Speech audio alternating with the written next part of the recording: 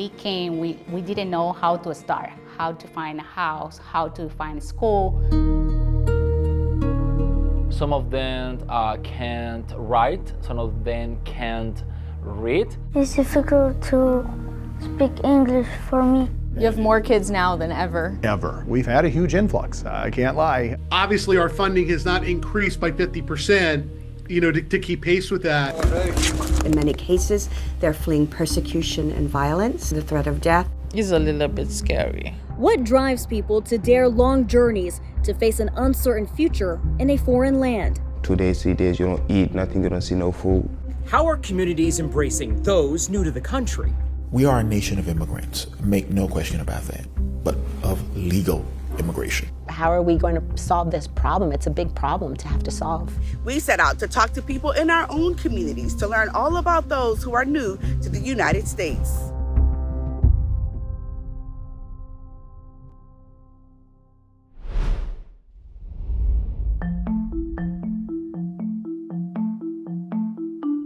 I'm Suzanne Lemonnier in Chicago, and I saw the work of an organization firsthand. It's called Instituto del Progreso Latino.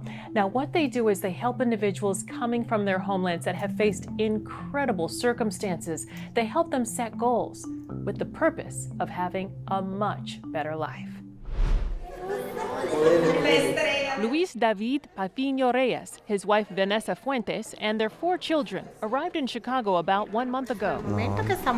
The couple left Venezuela and traveled to Colombia, then Mexico, where they applied for political asylum. They say getting their city key ID cards with the help of the Pilsen-based nonprofit Instituto del Progreso Latino also opens a whole new world of opportunities for them. Karina Ayala Bermejo is the president and CEO of Instituto del Progreso Latino, the nonprofit serving 18,000 immigrants and their families in Chicago. The perception of what may be of an undocumented or a new arrival, and to show the vibrancy so they can also contribute to the economic development and improvement of the country. The economics of helping new migrants has been at the heart of a heated debate across the country and in Chicago.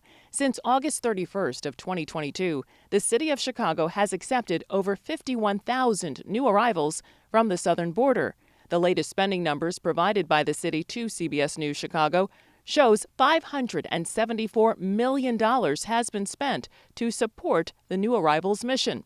That money has been used for shelters, food, transportation, medical assistance, and legal support. And many Chicagoans are publicly questioning city leaders about the aid that is given. I'm an immigrant. I came to the United States legally. I was very fortunate to do that. I have never been a delinquent. And I am very, very embarrassed for what my other fellow Latin American citizens are doing in the city. On behalf of the people that work, on behalf of the people that pay taxes, on behalf of the people that contribute to the city, I'd like to make clear that not everyone is the same.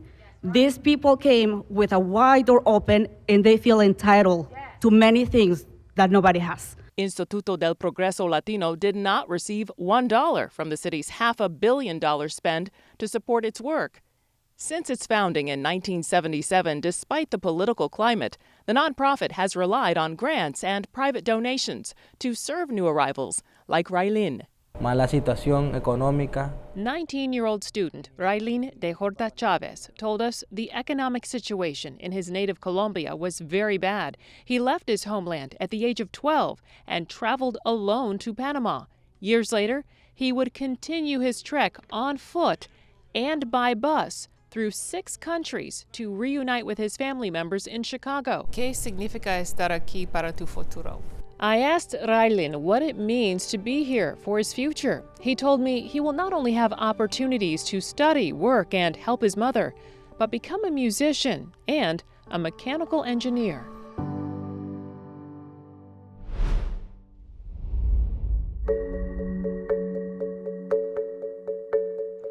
Last school year, public schools in Denver responded to an unprecedented enrollment of new-to-country students. Denver had the largest influx per capita of immigrants from the southern border than any other city in the U.S. And though that registration surge has stabilized, schools that continue to serve newcomer students are now looking for solutions abroad to meet their needs. When you finish, David Alejandro Mejia is just a few weeks into his U.S. teaching career in Denver on a J-1 visa from Colombia. The division, look. His application appealing to McMeen on many fronts. He teaches 5th grade mathematics, a hard-to-fill grade and subject. Is that okay? And he's bilingual in Spanish and English. What number Perfect is this? for communicating with his students. Most of them speak only Spanish. So to have a teacher, to have a bridge, to teach them mathematics in Spanish and in English is going to be very useful for them, yes? Mejia says the school community has been welcoming, but it has been difficult because my listening sometimes it's complicated to catch the speeches of people. You have to learn the accents from the different countries, Latino, African, Asian, and American people too. McMeen serves students from more than 25 countries. Mejia has students who've endured significant disruption in their schooling during their journeys to this country, and several in his 5th grade classroom are just beginning to learn the basics. So as a mathematics teacher, I also have to teach them how to write and read. Mejia is just one of 5 teachers at McMeen, new to the United States this school year. Priscilla Ron's music class at another Denver school, Hamilton Middle, also received large numbers of new-to-country students. She used Google Translate to reach them. It was a little bit overwhelming because we never knew as classroom teachers when a new student was going to walk through the door. While Ron thinks DPS did the right thing recruiting teachers from abroad, she wonders if it's sustainable. It starts at the border, but the folks that we have here, they're here, and so we have to figure out, how are we going to educate these children? How are we going to solve this problem? It's a big problem to have to solve. Back at McMeen, Mr. Mejia is hopeful he can move all his students closer to skills proficiency by the end of the school year. It's hard for them, but I have also noticed they are willing to learn. Perfect. Is that okay?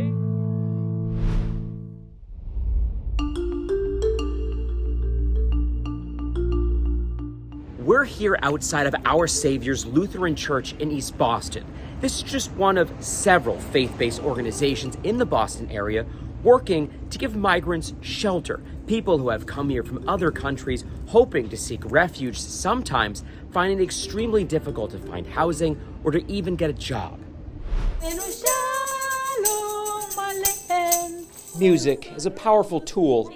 It's a way to heal, a way to come together. The suffering and the joy at the same time. Those are feelings these women know better than most. Today we heard some stories. Rafaela Radke is a local minister. People don't understand what they have gone through to get here. One of these families fled from the violence in Haiti to Chile. Their 8-month-old child was allowed to go with them. Their 5-year-old daughter was barred from entering. While the girls stayed in Haiti, the violence only grew. The militia took over their houses and they hid the little child from these men. Over the course of the next 8 years, the family made their way to America, passing through 10 countries, sometimes by public transit, sometimes by foot. Finally, they made their way to Mexico and applied to enter the U.S. Now 13 years old, the little girl and her family have reconnected at Our Savior Lutheran Church in East Boston. They are one of 4 families staying here. The church started taking in families in mid-August. Many people are literally choosing. They're sleeping outside Wollaston Station. They're sleeping in the airport. They're sleeping, wherever they can find because they want something long-term. Hannah Hafter is an organizer with Episcopal City Mission. She is helping to spark an interfaith movement to provide shelter for migrants stuck in a brutal catch-22. So basically, you can have housing immediately for a short term, but you give up the chance to access the longer-term shelter. Those migrants who go to temporary respite centers are guaranteed 5 days of shelter, possibly up to a month. Going in bars them from getting onto an emergency assistance wait list for 6 months.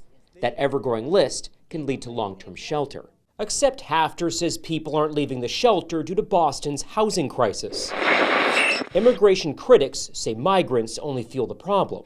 It may be well-intended, but as I said, it does impact the ability of other people to find needed housing. Ira Melman is the media director for FAIR, the Federation for American Immigration Reform. We do have to look at, not just the interests of the people who are coming here, but also the interests of the people in the receiving society.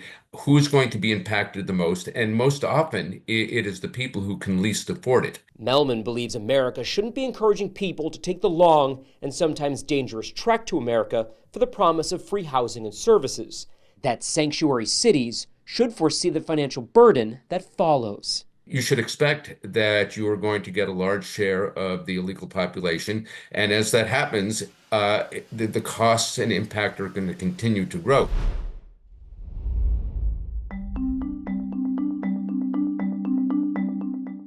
I'm Mamie Ba. I recently visited Charleroi, a small Pennsylvania town with a growing Haitian population. I spoke with the people there about why they moved there and what drew them to the area. A one-way ticket to a place they call Magic City, and never looking back. This is Noon. That's her story. When I hear that there is a lot Asian here, so I say, why not Charleroi? In 2022, she found a place to call home. She opened Lakai Boutique in the borough's business district downtown. In Haitian Creole, Lakai means home. I grow my business because of my people, my Asian, because, business, our business works. Noon moved to the United States in 2014. I think it was a good decision too, because my Asian community, that make me happy. But as of late, that's not the case. This social media post targeting immigrants. The Ku Klux Klan calling on the Charleroi borough residents to revolt against the immigrant population, take up arms, and join them. I don't understand that. I don't understand that, because I would say if Charleroi had to be on the national stage, it would never choose to be on the national stage for this reason or this way. Jatar Bernabe is the community liaison. He's from Port-au-Prince, Haiti's capital. In 2020, he moved to Charleroi from West Palm Beach, Florida. Now he's helping people like Noon open businesses by connecting them with the Chamber of Commerce. They are participating in helping this community become the Magic City again. The Magic City, but Charleroi is not officially a sanctuary city like some other cities in the Commonwealth. Philadelphia and Pittsburgh have declared themselves sanctuary cities that will not cooperate with federal immigration officials when they find someone in their cities in this country illegally. These lawmakers supported a Pennsylvania House bill to put an end to sanctuary cities in the Commonwealth. State Representative Ryan Warner introduced the legislation. My legislation specifically for the safety and security of our country. Warner's legislation would apply to cities or counties. It would allow an officer to report someone to Immigration and Customs Enforcement if they have reason to believe the person is illegally in the country. It would also allow a person to sue a city or county if they're harmed by an immigrant released while under a detainer. I do not believe that it is good policy to have wide open borders and to have people here that we know nothing about. We know nothing about their backgrounds. We don't know what their intent is in our country. The bill didn't survive the last legislative session. Representative Warner says he'll reintroduce it during the 2025 session. Noon said it's hard being new to the U.S. Some people leave behind their families. She was lucky. Hers came with her. We're here to have a better life, like looking for a job, like for us and our family.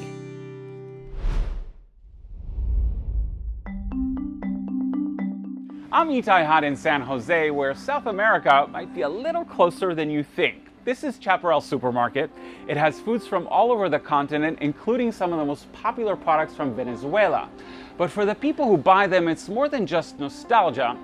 It's a lifeline to a home they may never see again. They say home is where the heart is. But for Ileana Cedeno, home can also be found in the aisles of this specialty supermarket in San Jose. Being in this supermarket is like being in Venezuela. I feel like I'm shopping in my country. From her favorite flour to the margarine she remembers from her childhood. These aren't just groceries, they're the perfect remedy for homesickness. Ileana says 4 years ago, she and her 3 children, 20-year-old Fernando, 16-year-old Fabiana, and 11-year-old Abel, were forced to flee their home in Venezuela. More than 7.7 million people, about a quarter of the population, have left Venezuela since 2014. Once one of the wealthiest countries in South America, it's long been gripped by an economic and humanitarian crisis. According to the Migration Policy Institute, more than 100,000 refugees resettled in the U.S. in 2024, the largest number in 30 years. Unlike the 11 million undocumented migrants in the U.S., all people labeled refugees by the government have legal status. The growing number of refugees has raised concerns about the impact on resources. Their arrival does raise a serious question about whether or not they are placing a burden on our infrastructure. Bill Hing, professor of law and migration studies at the University of San Francisco, says that while the financial strain often falls on local governments and schools, refugees end up contributing more than they cost. Until we get smart about addressing the root causes of violence, this is going to go on and on. As for Ileana, she's one of the lucky ones. In November last year, after being granted refugee status, she was able to board a flight to San Jose. These days, her kids are back to school, and Ileana is working at a supermarket. Estoy contenta. I'm happy. After all the difficulties we went through, I think we're going to make it. Now she doesn't have to worry about putting food on the table, serving up her fresh homemade empanadas, along with the fresh start.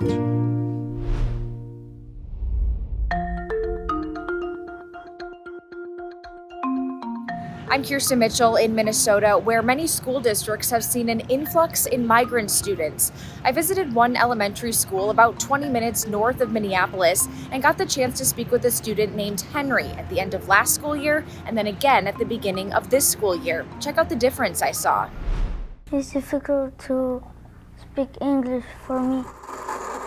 We first met Henry 6 months ago, as the 8-year-old was finishing his first year at Valley View Elementary School. This word, everyone. Flower. Flower. Now in 3rd grade, I'm taking easier than English.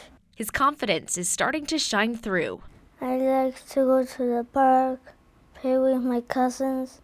49% of students in Columbia Heights Public Schools are English learners, a 5% increase from last school year. We've had a huge influx, I can't lie. Principal Jason Coleman says most of the new students are coming from Ecuador. Exact numbers are hard to find, as new students are quite literally enrolling at the school every week.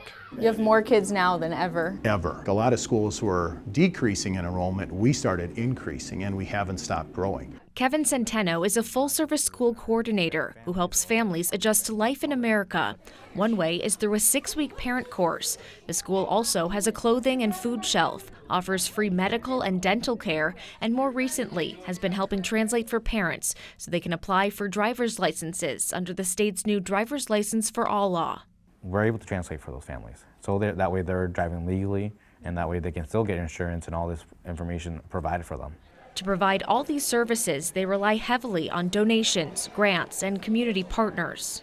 Is the district equipped to handle this sort of influx of students? That's a great question. As a public school, we are open to receive all students who come, but the reality is when we serve English language learners, the state doesn't necessarily provide us all the funds because we're operating at a deficit. It's about $1 million that we don't receive from the state. The deficit is because funding is determined based on enrollment numbers of the previous year and doesn't take into account the new students that join the district after that, forcing them to tap into their general fund. Funding is an issue, but we are using what we have to be able to meet the needs of our students. What's helping this year is that Valley View Elementary was one of few schools selected for a $600,000 grant over the next 3 years. Despite some growing pains, nearly 83% of English learners in the district graduate. They're achieving equal to what our native speakers are, and that's a testament to all of our teachers in Heights. I like the school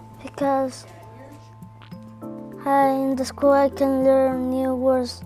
Difícil y fácil a la misma vez. It's easy and hard at the same time. a new language, and a new life in Minnesota.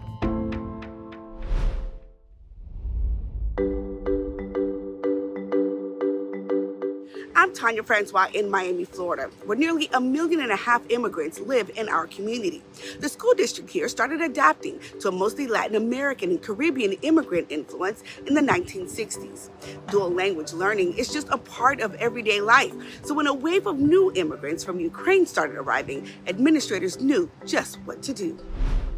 It was kind of strange for me because new language, new people, I didn't know anybody except my auntie and my uncle. When 12-year-old Alexander Mockrick moved to South Florida a year and a half ago, he spoke only 5 words of English. If I didn't know any words, I would translate them to my phone and then learn it. Just listen to him. You can hear how much his English has improved. Alexander moved to Aventura with his family who was fleeing the war between Russia and Ukraine. In the first day, I didn't know what to do because my mind was blowing up because of the war and I didn't understand what's happening. When Alexander enrolled into Miami-Dade County Public Schools, he joined 129 other students who also enrolled from Ukraine. 39 of them attend Aventura Waterways K-8. If I didn't met them, I don't know, they changed my life. We use a lot of pictures on the wall. The school board has several programs in place to help new students like Alexander adjust. Aurelius Motorhone is one of his language teachers. They come with a cell phone and they translate, and that's the way we talk. Ukraine isn't the only country students have come from. The district says 160 countries are represented in the Miami-Dade County Public School student population. In the 2022-23 school year, the district saw 20,000 new students coming from all over the world. Almost 14,000 came from just 4 countries. From Cuba, there were over 10,000, 1,600 from Nicaragua. 1,400 came from Venezuela and 600 from Haiti. Cecilia Monteguro is the district's bilingual department chair. We develop lessons, and those are scaffolded PowerPoints and assessments, and that is going to be basically lessons to supplement the same instructional materials that all the population use. And while it's her job to infuse the kids into the system, she also has to help their parents who also don't speak English. So we have the bilingual parent outreach program, and they offer a series of webinars that support literacy and family engagement. And as a sort of South Florida bonus to all the language sharing, the students end up learning more than just English. Alexander thinks it's pretty cool. I know a little bit of Poland and a little bit of Spanish, so I learned Spanish in here.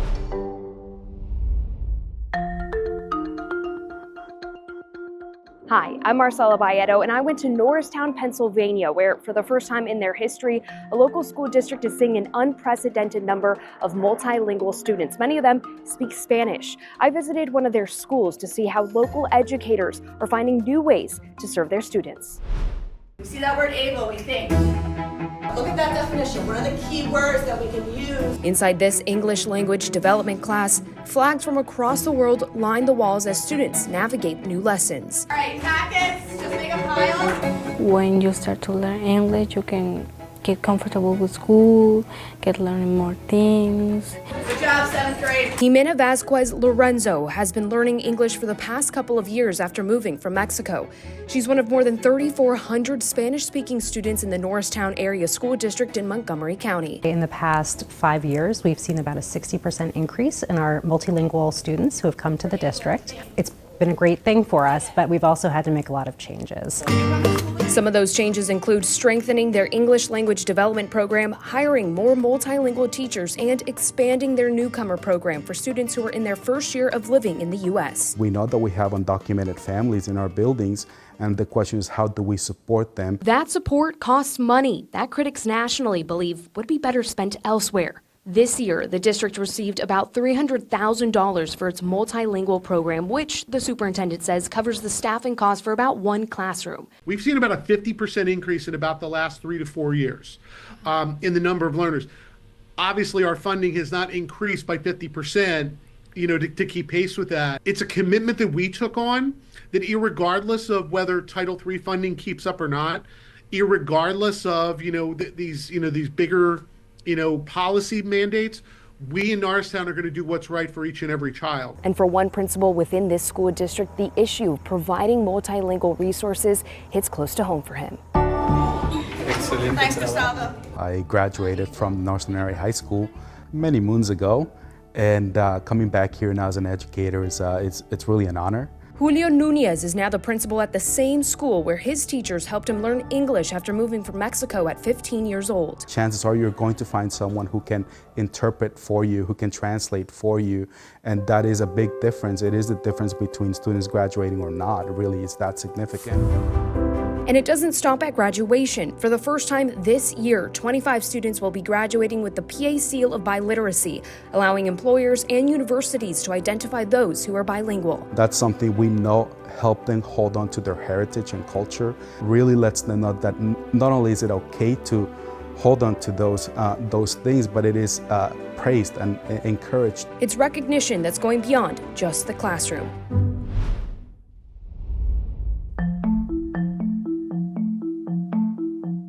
I'm Kalina Estrinos in Los Angeles, and recently I met with a Guatemalan family still living in fear months after escaping gang death threats there. I also spoke with the organization helping them navigate their new life in the U.S. Fuimos testigos de un asesinato. We witnessed a killing. We saw how they gunned my friend down. That horrific day in Guatemala would change Rene's life forever. Days later, the men responsible for his friend's murder would pay his family a visit. Rene's wife, Maylene, is still shaken by the memory. My son thought his father had come home. He opened the door when suddenly I heard him scream. I came out to find 3 armed men asking for my husband. For 3 years, they lived looking over their shoulder every time they stepped outside, all the while seeking protection in the U.S. Rene and Maylene joined the more than 2.4 million refugees worldwide in search of resettlement, this according to the United Nations. A refugee is an asylum seeker who has applied for protection in their native country. The process can take years. Ira Melman from the Federation of American Immigration Reform explains that this is different from the millions who have entered the country illegally seeking asylum. In fact, most of them are economic migrants simply looking for an opportunity to come to the United States. Refugees are entitled to a whole range of benefits that regular immigrants are not. If you come to the United States as an immigrant, you have to be able to demonstrate that you're not going to be a public charge, and that's waived for refugees who are admitted to the United States. So, at least in the short run, it is going to cost the American public. A recent study from the U.S. Department of Health and Human Services shows that over time, refugees and their immediate families have made a positive fiscal impact to the U.S. over a 15-year period to the tune of $123.8 billion. 8 months ago, Rene and Maylene joined the lucky few to receive refugee status arriving in the U.S. legally. Rene and Maylene work with the International Institute of Los Angeles. Cambria Tortorelli, president and CEO, tells us they served as many as 600 refugees in some capacity last year alone. And we assist them with finding jobs, with getting their kids into school, with cultural orientations. So we really help them navigate every aspect of their new life in this country. Hey everyone, I'm Dominic Garcia from Sacramento, and for our story we interviewed an amazing woman named Esley. She actually immigrated to the Stockton area from Central America, and the question is, for people like her, what happens to their kids once they get here? So we highlighted a program that helps with just that, tries to make that transition a little easier, and as you can imagine, they are very busy. 2-year-old Santernino Say hi. is learning English at the El Concilio Preschool Center in Stockton. This center primarily serves the underserved communities, including migrant families. ¿Cómo le hacen las mamis? The mamis on the bus go. Shh, shh, shh. Unlike other bilingual children, Santernino is trilingual. He speaks Quiche, the second most widely spoken language in Guatemala. Since my husband speaks another language, Quiche, the younger children speak 3 languages. tres idiomas. Before Santernino and his 4-year-old sister were born, their mother Esley immigrated from Guatemala to the U.S. Esley's journey is similar to the vast numbers of newcomers arriving to the U.S.-Mexico border, many of them undocumented. It's a problem Reverend Dwight Williams says needs to be fixed. We are a nation of immigrants, make no question about that, but of legal immigration. Born and raised in Stockton, the outspoken minister often blends scripture and politics at his congregation, New Genesis. People say all the time, well, you're mixing religion and politics. Well, the Bible is a history book, and there's a lot of politics in the Bible. The Reverend, a Trump supporter, favors the much talked about mass deportation plan he believes is aimed at a specific group. I think people who've been here 25 and 30 years, my personal opinion, I don't think they should lose sleep, but those who may have a criminal element, those who already have been adjudicated through a judicial process and ordered to be removed, they have reason to be concerned. Reverend Williams admits El Concilio, California does great work for the community, but he also understands why conservatives question the lack of fairness to public services from nonprofits that are often funded through state and federal grants. I mean, those who came here legally, the right way, who are struggling, I ask the question, who is speaking for them? When they see someone that is undocumented comes and get the services, and then versus they did it the right way, but then they see someone else, as they use the proverbial saying, cut the line. Where is the fairness to the one who did it the right way? As for Esley, the mother of 4 is thankful for the help her young children continue to receive at El Concilio, California.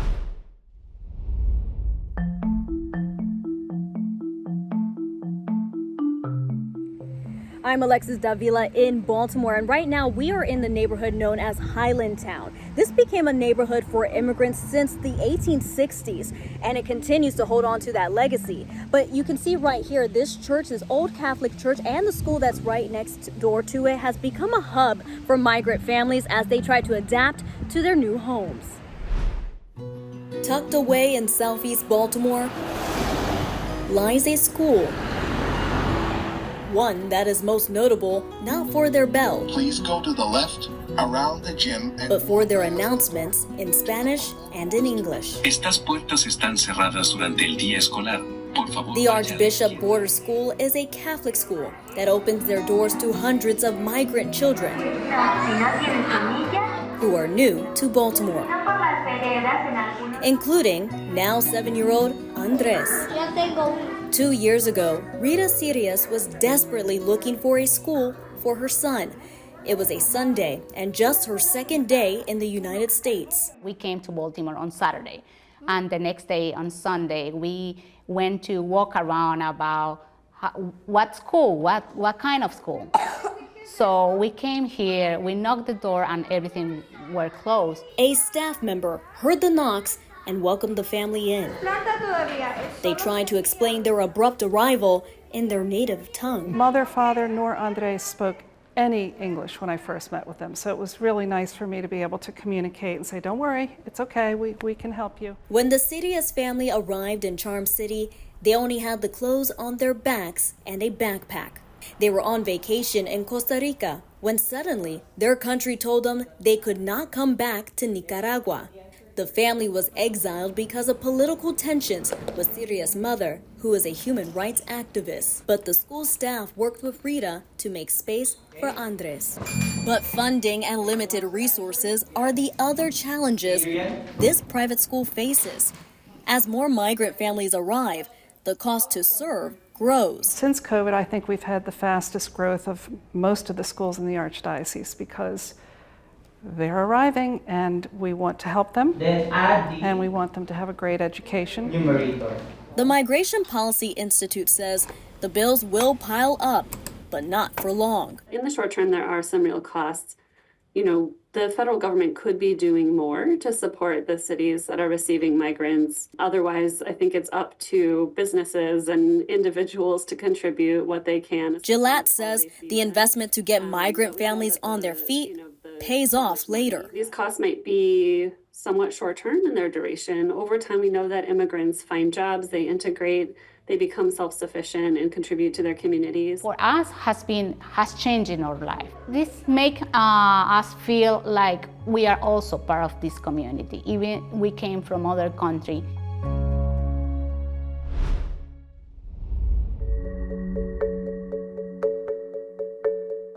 I'm Jessie Mitchell in New York City, where tens of thousands of migrants have shown up in the past 2 years. They're receiving help from several already established services for the city's unhoused population, like the Covenant House Youth Shelter in Hell's Kitchen. You're about to meet a young man named Jewel, got here a little over a year ago, is using his artist name to protect his family in Mauritania. He learned English within 3 months, his 6th language, and now he's helping others like him find their path forward. In the Covenant House Music Lab, Jewel works on a new tune. The university-educated engineer working with aluminum in Mauritania came here to start from scratch after failing to find opportunities to advance as a black man in an Arab-led nation. I'm not gonna get my future over there because I'm not feeling safety. It might be they killed me, it might be they pushed me in jail for no reason. Also, they be killed my friend. The 21-year-old found his outlet to express pain and protest through song. They don't want other country to know what's going on over there.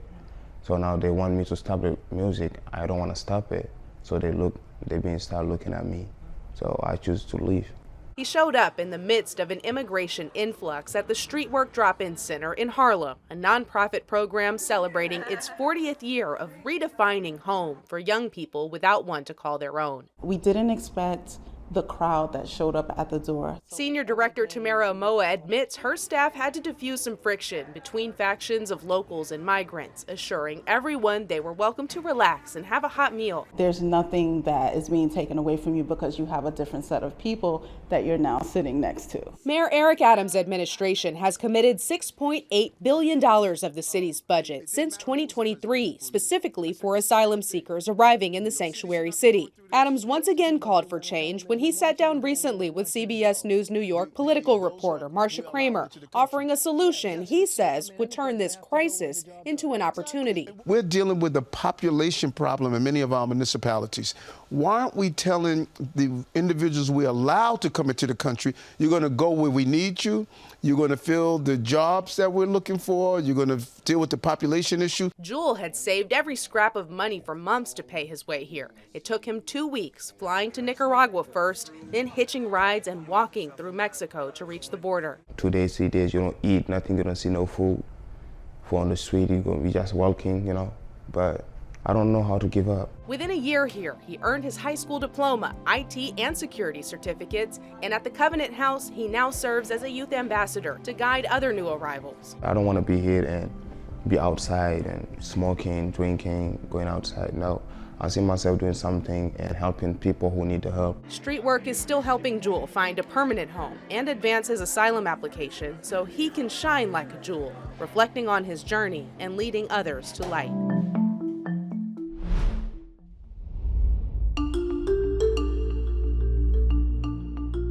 I'm Alicia Bergio in Southfield, Michigan. Building a life in a new country would be challenging for anybody. But 2 years ago, one family from Ukraine decided to take that leap of faith and resettle here in Southeast Michigan, showing that with a solid support system, starting over is possible and inspiring. You'll often find Ihor Doric in the kitchen of Carpe Diem. Known for his culinary skills as a chef at the banquet hall in Southeast Michigan. I have a friend that made a volunteer evening for Ukrainians, and they asked me just to help them to cook something, and the owner of the restaurant saw my work, and that's how I became a chef. Doric learning to cook in his home country of Ukraine. He's from the city of Odessa. 2 years ago, days before war began, he made the decision to flee his country and relocate in America. I moved abroad by myself. My wife and my kids were still in Ukraine when the war starts. Ihor came to the U.S. with dreams of building a better life for his family, connecting with the United for Ukraine program through Samaritas, an organization that provides thousands of refugees with the tools to rebuild their future. Welcoming them, helping them connect with resources, find a place to live. Mihaela Mitrofan says the nonprofit works with families for up to 5 years, but most Ukrainian refugees settle in much quicker. I would say on average, in less than 12 months, we see Ukrainians on their feet, employed, sometimes working 2 or 3 jobs. While its program has benefited the Dorish family and others, Commissioner Wes Nakagiri in Livingston County questions its sustainability. Providing these services that in large part are funded by taxpayers, I'm not in favor of that. Nakagiri concerned programs like this drain resources, particularly in schools. You have to have interpreters, you have to design programs for them, and all that resource and time investment in non-Americans necessarily takes away from Americans. We can't afford what we are doing just for Americans, and so now we're going to go in deeper debt for non-Americans. For me, that's unacceptable. Having spent 2 years apart in separate countries, Ihor, his wife Ina, and their 2 boys are appreciative for those resources and now reunited and resettled at their home in Roseville, Michigan. I think that I'm a great example how people shouldn't give up, but everyone can make it. Everyone should start their new life in USA.